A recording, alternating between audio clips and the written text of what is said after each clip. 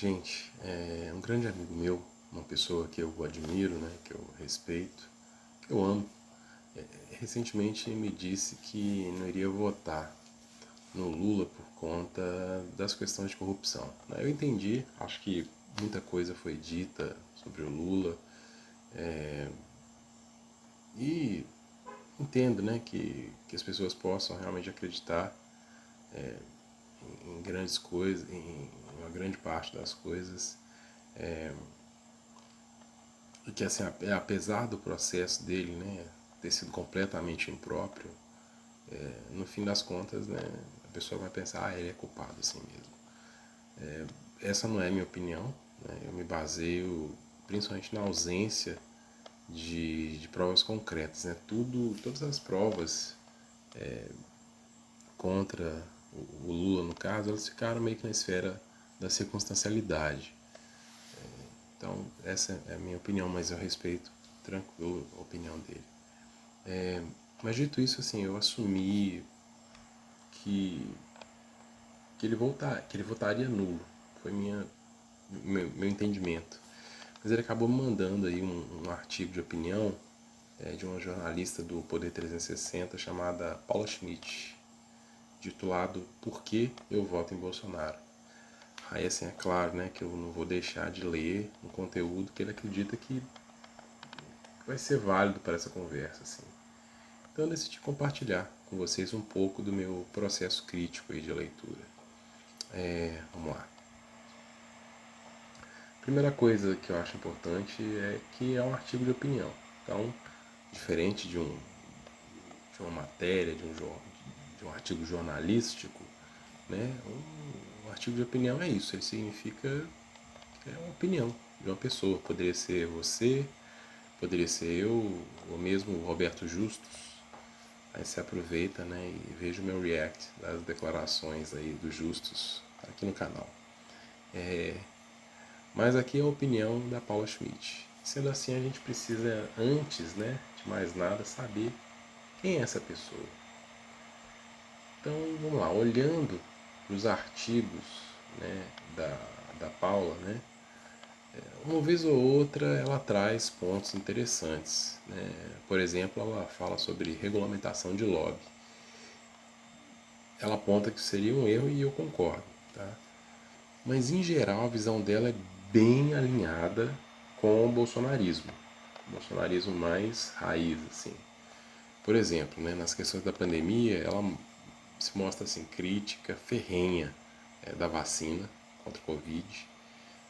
Ela é favorável ao uso de tratamento precoce, contra o isolamento social. Ela critica assim, constantemente as pesquisas e a academia e várias outras coisas bem estranhas, assim, sabe? Mas assim, a principal das coisas que eu notei a respeito dela é assim, que ajuda a gente a entender, né, quem é essa Paula, né, e como ela pensa, é que ela é olavista, né, ela é seguidora, assim, do finado guru do Bolsonaro, né, o Olavo de Carvalho. E ela se refere a ele como o professor. Então, ela é um olavista. Então, assim, agora que a gente entende, né, mais ou menos quem é essa pessoa, né, como é que é a construção das opiniões dela, vamos ver o artigo. Então, eu vou mudar aqui para vocês visualizarem comigo.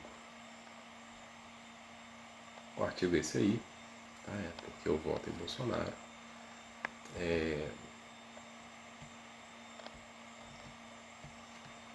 E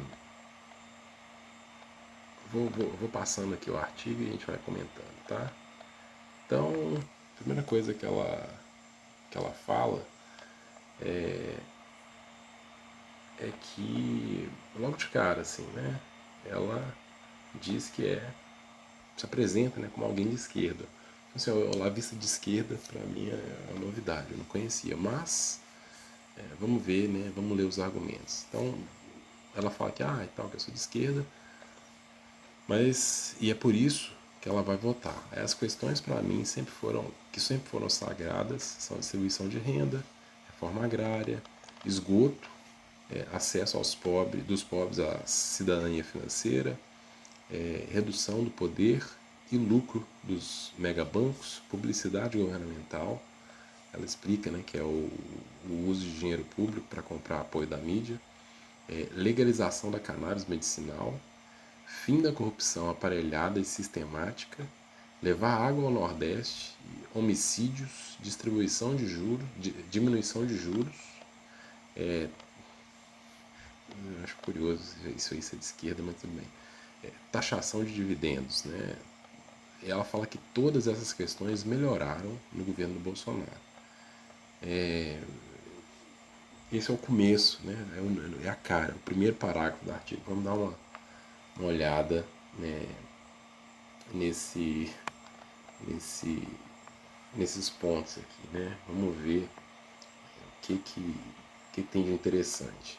Primeira coisa é que esses são basicamente os pontos da campanha do Bolsonaro na última semana, né? Não é à toa que ela lançou esse artigo agora, nas vésperas da eleição, e por uma coincidência são basicamente os mesmos pontos lá do Bolsonaro na campanha dele. Mas sobre essas questões, né, de terem melhorado, né, no governo atual, vamos dar uma olhada nos dados. Tá bom? Então eu fiz um estudo aqui. Vamos lá. Primeira coisa, ela falou, né, que melhorou. Então, ela cita aqui a distribuição de renda. Melhorou no governo Bolsonaro. Vamos ver, ó. O contingente de pessoas com renda domiciliar per capita até R$ 497 mensais atingiu 62,9 milhões de brasileiros em 2021, cerca de 29,6% da população total do país. Esse número em 2021 corresponde a 9,6 milhões a mais que em 2019, quase um Portugal de novos pobres surgidos ao longo aí do governo Bolsonaro. O link para acessar o dado, né, é de um estudo bem detalhado, tá? Um estudo muito sério, feito pela FGV, e ele detalha todo esse progresso, né, essa progressão da pobreza no Brasil. Então, já está desmentido esse primeiro ponto. É super importante isso, tá, gente? Olhem as informações vocês mesmos e tirem as conclusões. Eu estou deixando aí o link, só lê esse QR Code, você consegue. Outro ponto, né, que ela coloca, ela fala de reforma agrária como sendo um dos pontos importantes para ela. E é isso aí, o Bolsonaro tem batido muito na tecla, eu distribuí muitos títulos e tal. Então a primeira coisa que é importante a gente entender, o que é isso de distribuir título? Como é que funciona a reforma agrária? A reforma agrária ela funciona de maneira que o governo ele encontra as terras que são consideradas socialmente não utilizadas, elas não têm valor social, não estão sendo usadas para gerar nada social. Ele pega essas terras, ele desapropria elas, ele encontra as pessoas que vão ocupar essa terra, ele acompanha, ele oferece recursos para essas pessoas e acompanha o processo de uso dessa terra, o desenvolvimento dessa terra por essas pessoas. Ao final disso, né, dessas pessoas terem demonstrado que elas entregaram valor para a terra, elas foram assentados bem-sucedidos, foi um assentamento bem-sucedido. Ao final desse processo, você faz o quê? Você entrega o título para essa pessoa. Então, basicamente, o título é o final do processo, é depois que você passou por todas as etapas, você oficializa ele com o título. E aí a gente vê aqui que é um dado muito curioso. Realmente, Bolsonaro entregou mais títulos que todo mundo junto. Só que Bolsonaro não faz reforma agrária, ele não faz assentamento, ele só cumpriu a lei. Ao final do processo, você entrega o título para as pessoas. Mas olha aí o dado, né? Você está vendo aqui nesse gráfico, de quanto de assentamento, quanto de gente foi colocada em terras que eram socialmente inválidas, socialmente improdutivas, né? Não tem nada no governo Bolsonaro, é pouquíssimo, Só perdeu aí, só ganhou aí do governo Temer. Mas Compara com o governo Lula. A parte trabalhosa, de todo o trabalho realmente a ser executado, foi executado nos governos do Lula, da Dilma, inclusive do Fernando Henrique. Da Dilma bem menos que do Lula, mas do Lula principalmente e do Fernando Henrique. E esses títulos que estão sendo entregues são títulos referentes a esse trabalho que tem sido feito há décadas. Tá? Então, uma jornalista falar isso é leviano, tá? Honestamente, ela tem acesso aos dados, ela sabe encontrar os dados, mas ela preferiu omitir a verdade sobre essa questão. De novo, você pode acessar esse dado aí diretamente da fonte, acessando esse QR Code. Vamos para mais um aqui, mais um exemplo. Eu não vou pegar todos, não, mas estou pegando alguns aqui só para vocês entenderem. O que o Bolsonaro fez, além de inaugurar os trechos finais do eixo norte, que ela fala de levar água para o Nordeste, os trechos finais do eixo norte da obra, em julho de 2020, foi retomar o projeto original de transposição que previa a construção de ramais agreste em Pernambuco, Apodi, que atende a Paraíba, Ceará, Rio Grande do Norte e Salgado. Com essa retomada, a extensão da obra, que era de 477 quilômetros, quando Bolsonaro assumiu o poder, passou a ser de 699 quilômetros. Então, o projeto saiu de 477 para 699. Tá? Eles disseram, a gente vai construir mais 240, né? 230, 220, perdão, quilômetros de estrada, de transposição do Rio São Francisco.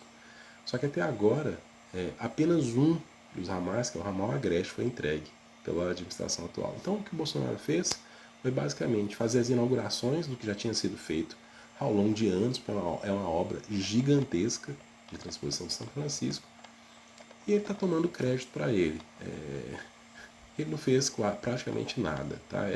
Realmente é mais fake news na cara dura. De novo, não parece uma repórter que está pegando dados de maneira mais séria, tá?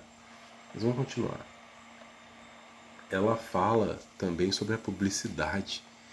E aí aqui está aqui o dado, né? O que é falso, é uma mentira, já foi desmentida. É falso que Bolsonaro gastou 65 milhões com publicidade por ano.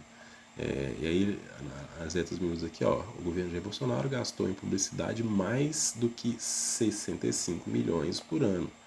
Valor informado em postagens nas redes sociais.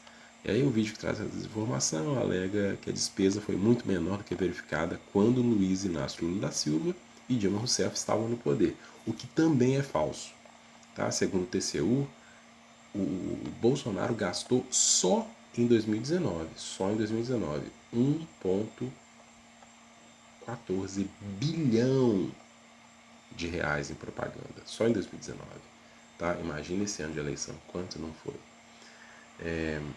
Mas enfim, vamos seguir. É só para vocês entenderem que assim, o artigo é cheio de mentira mesmo, cheio de falácia, cheio de dado completamente inválido, sabe? É a realidade do que está escrito aí, do que está no texto. Outro ponto aqui, né, ó, já se sabe há tempos que a humanidade é burra. Aí ela começa, ela escreve bem, sabe, gente? A unanimidade é burra, perdão. Ela escreve bem, ela usa muitos jargões, ela faz várias referências, mas sobre esse ponto específico da unanimidade ser burra, acho que é uma opinião, tá? Mas tem esse livro aqui que eu recomendo, vocês dêem uma olhada, que é o Wisdom of the Crowds, que ele estuda exatamente isso, tá? Que coletivo tem sabedoria sim, e geralmente é muito maior que a de qualquer indivíduo. E aí ela também fala aqui sobre a materialização do maior conluio corporatocrata já visto. Uma campanha, isso ela está falando do fato de que Lula juntou uma frente ampla. Então, é criminalizar as alianças políticas, que é também uma coisa muito do bolsonarismo, né? Depois ela fala aí, né, que a elite está toda com Lula, que é mais uma mentira. E assim, eu vou desmentir dizendo que Roberto Justus, eu fiz um vídeo a respeito dele, Roberto Justus está lá, declarando voto para Bolsonaro, mas tem mais gente, tá? Vamos continuar vendo aqui, ó. O que estamos vendo não é esquerda nem direita. Isso eu concordo com ela. Essa junção, né, que o Lula fez, não dá para dizer que isso é esquerda ou direita. Está muito mais para um centro-direita, eu diria até. Tá? Não acho que é esquerda mesmo, não. Mas acho que é um pouco de direita, mas realmente tem dos dois. Seria uma direita social. Eu acho que o PT vai manter o braço social deles bem forte aí. Eu só marquei alguns pontos, tá, gente? Eu não vou ler tudo, que é gigante esse artigo, mas eu marquei alguns pontos só para vocês entenderem que o conteúdo é muito fraco, tá? Muito frágil. Se eu fosse eles, também doaria para quem tem mais probabilidade de retribuir a gentileza. Né? Vamos ver o que ela quer tá falando isso aí.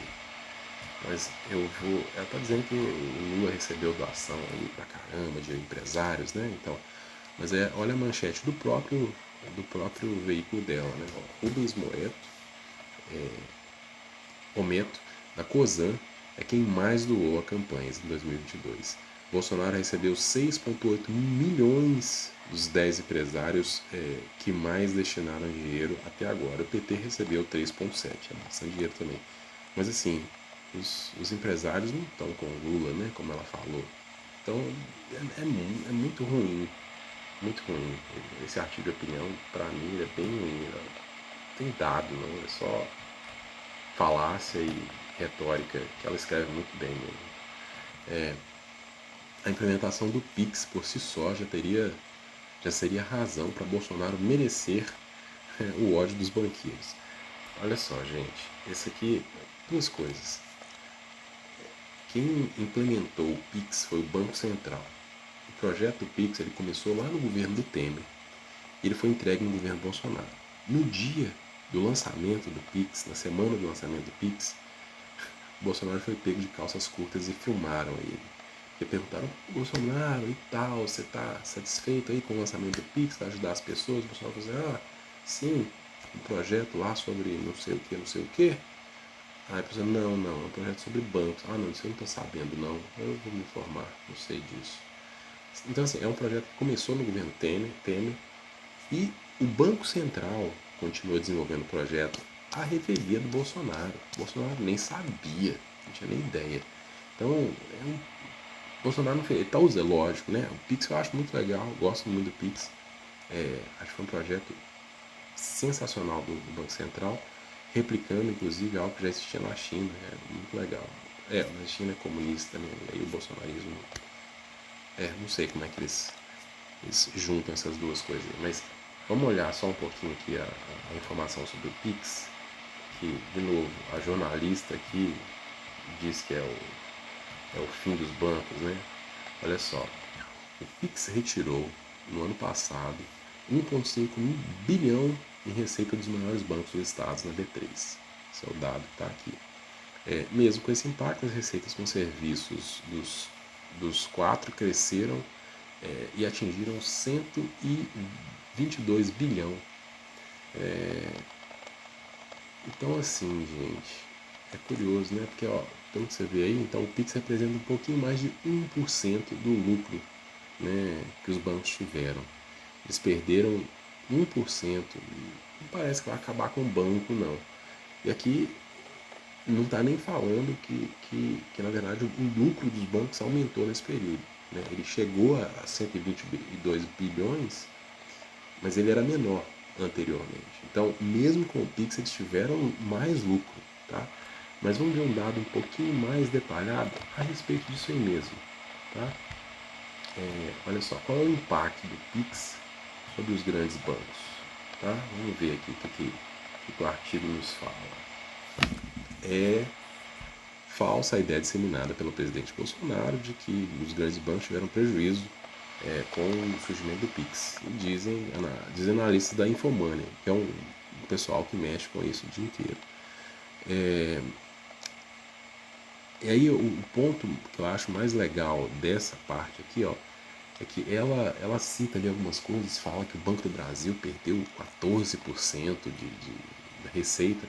Mas olha só que conforme lembra o analista da Ativa Investimentos, Pedro Serra, a receita com serviços de conta corrente equivale a menos de 5% da receita total. Como é que você perde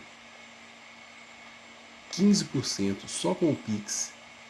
Se a sua receita com serviços, né, que é um pacote de serviços que tem várias coisas, inclusive a parte de transferências, representava só 5%. E no final das contas o Pix representou 1%. Né, Então assim, gente, é muito, muito ruim mesmo que essa moça escreveu. Bem fraco, muito fraco. Mas vamos lá. A dívida externa passou a ser interna, com a diferença de que os juros passaram de 4% para 19%. Esse ponto eu não vou explicar para vocês, porque, curiosamente, eu tinha recebido esse mesmo questionamento de um amigo bolsonarista recentemente, e, para responder ele, eu li esse artigo aqui, é um artigo científico que faz uma análise da dívida externa do Brasil ao longo de todo o período dos governos do PT. Acho que tem até o pedacinho do Fernando Henrique, que ele vai. Mas acho que é mais do PT, acho que é 2003 até agora, até 2022 praticamente. E eles fazem a análise e ajudam você a entender se essa mudança na política da dívida externa foi boa ou não. Eu vou adiantar para vocês que a conclusão do estudo, a conclusão de especialistas em economia, é de que foi muito boa, o resultado foi muito bom para o país. Porque antes, como era dolarizado, imagina o que acontecia com a dívida externa do Brasil com esse dólar a quase R$ 6. Deu para ter uma noção, né? Mas lê o artigo lá que vocês vão ter. Um artigo científico é legal, não é tão difícil de ler, mas é muito válido, tá? É informação de verdade. É melhor do que essa moça fazendo. Porque, inclusive, para corroborar a opinião dela, o artigo de opinião, ela usa a opinião dessa Maria Lúcia, que é uma economista, mas é uma opinião. O que eu estou mandando aqui para vocês é um artigo científico, com estudo de dados, não é a opinião de ninguém. É o resultado de um artigo, uma conclusão. Tá? Não tenho esperança nenhuma de que a esquerda gourmet... né? A esquerda gourmet, gente. Olha só, quem que é, né, essa esquerda gourmet? Por que ela usa esse termo? Eu acho estranho isso, né? Olha só, eu sou parte da esquerda. Eu tenho carro, né? Minhas contas estão em dia. Será que por isso eu sou esquerda gourmet? Ela fala, a esquerda é capaz de entender isso, que ela está falando meio que da pobreza e tal. Já morreu e trocou seus valores por 30 moedas. Brincadeira aí com Judas, né?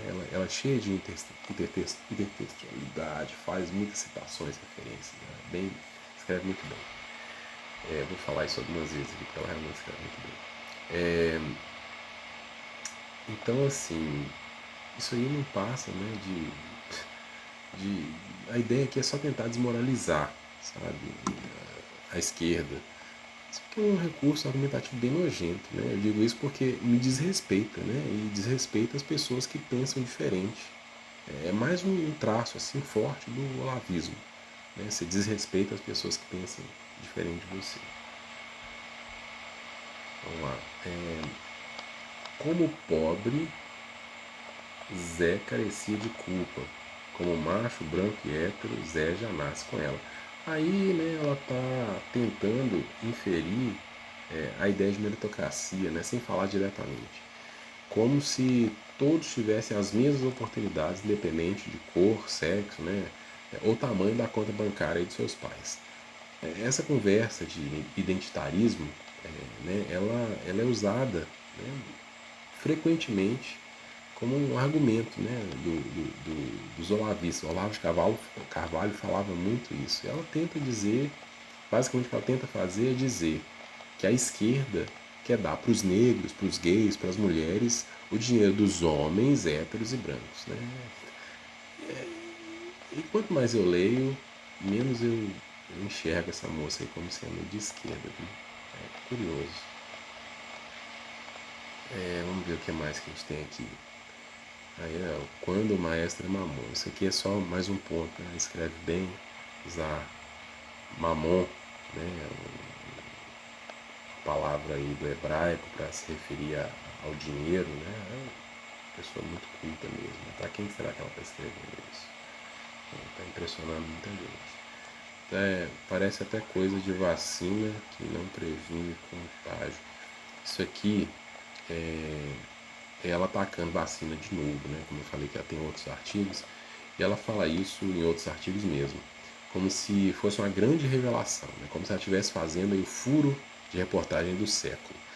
A vacina do Covid, gente, ela, assim como a da gripe, da H1N1, ela tem essa característica, né? São vacinas que você vai tomando, porque o vírus muda, mas tem que tomar sempre. O vírus muda, aparece uma cepa nova, você tem que juntar naquela vacina as informações para a cepa nova. Então, realmente, é uma vacina que você tem que tomar constantemente.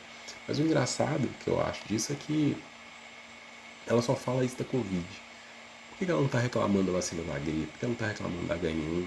Será que é porque todo mundo já entende, já sabe que realmente o vírus muda? Né? A gripe sempre foi assim. Você nunca tem uma imunidade. Não é igual a polio, né? Que você toma a vacina uma vez, resolveu. Então, da natureza do vírus, mas ela trata isso como se fosse um grande demérito para a vacina.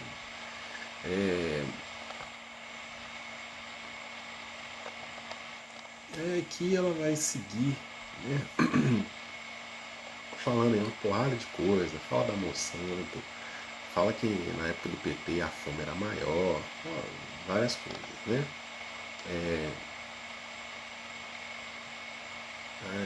Fala aí que o desmatamento foi maior nos governos de FHC e Lula.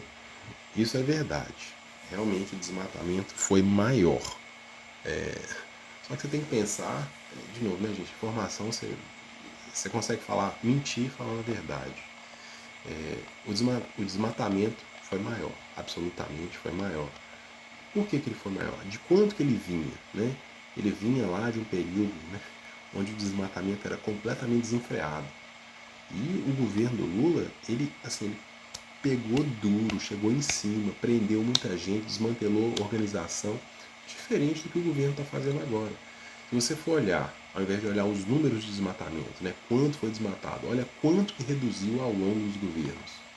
Né? Isso que mostra o trabalho que o governo está fazendo.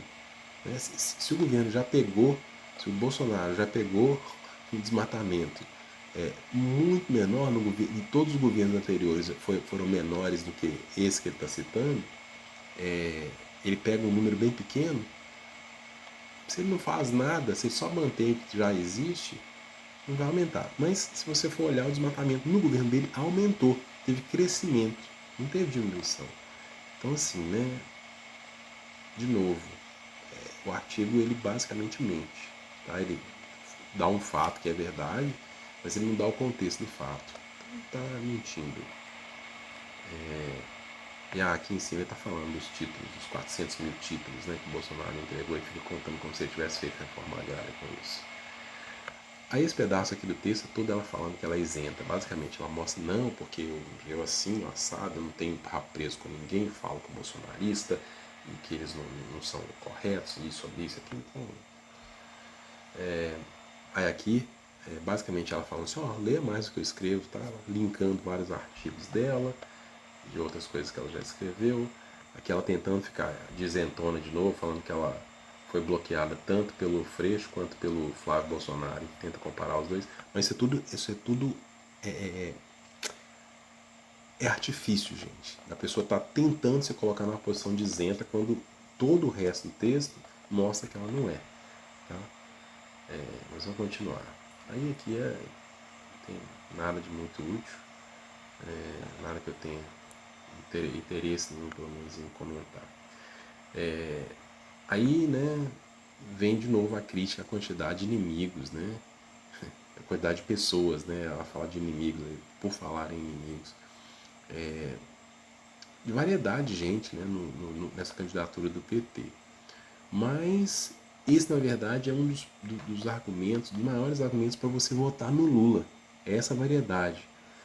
Porque o único motivo, a única lógica que existe para você ter gente com interesses tão diferentes, gente tão diferente mesmo, os interesses às vezes até conflitantes, que se juntaram. O único motivo que você pode ter para isso acontecer é porque existe uma ameaça real. E a ameaça é Bolsonaro, ameaçando a liberdade e a democracia. Sabe? Isso é real. Só isso conseguiu juntar esse tanto de gente tão diferente. Realmente é uma candidatura que eu também acho meio Frankenstein, eu acho muito estranha, assim. Mas ela existe uma razão de ser. Ela está aí para lutar contra um mal muito maior, tá? Que é alguém que está tentando e fica o tempo inteiro insinuando que quer acabar com um dos poderes.